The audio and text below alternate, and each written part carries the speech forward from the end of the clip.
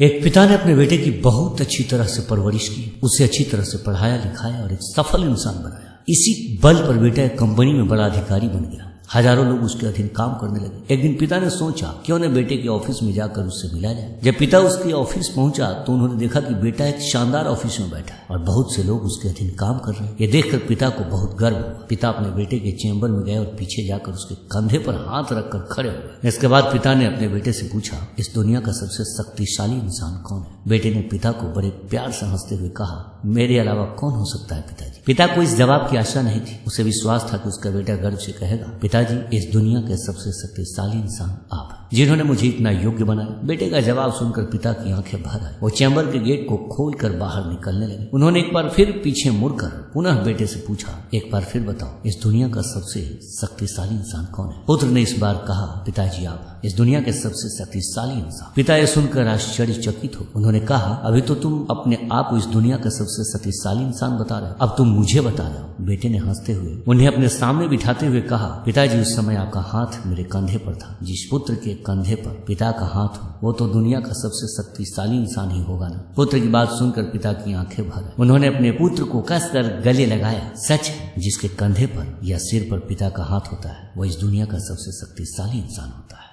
और अगर आप हमें YouTube पे देख रहे हैं तो हमारे चैनल को लाइक, सब्सक्राइब, कमेंट, शेयर जरूर करें। फेसबुक पे हमें देख रहे हैं तो हमारे पेज को फॉलो करें।